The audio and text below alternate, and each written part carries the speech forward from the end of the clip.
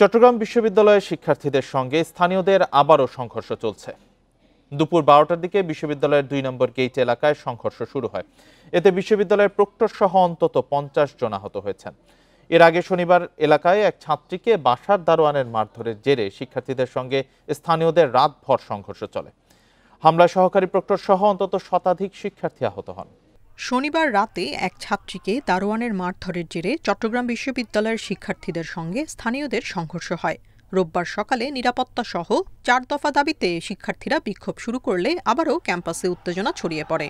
Class বর্জন করে জড়িতদের বিচারের দাবিতে বিশ্ববিদ্যালয়ের প্রধান ফটকে বিক্ষোভ করেন শিক্ষার্থীরা।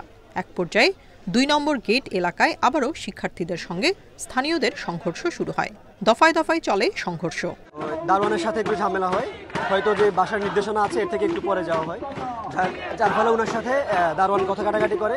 এক পর্যায়ে ওনার ভাষ্যমতে দারোয়ান ওনাকে গায়ে আঘাত করে। তারা সব ঐক্যবদ্ধ হয়ে বিদ্যুৎ সংযোগ বিচ্ছিন্ন করে আমাদের সবার উপর অতর্কিতভাবে হামলা চালায়। যখন আমাদের উপর হামলা চালায় তখন আমাদের অসংখ্য ভাইয়ের কোপ দেয়, চাইনিজ কোয়েল দিয়ে, তারপর আমাদের এই যে হকি স্টিক দিয়ে সবকিছু দিয়ে তার প্রস্তুত ছিল। সকালে বিক্ষুব্ধ শিক্ষার্থীদের সঙ্গে কথা বলতে 0 পয়েন্টে যান উপাচার্য, উপ উপাচার্য সহ প্রক্টর। এ সময় পুলিশের উপর ক্ষোভ জানায় প্রশাসন।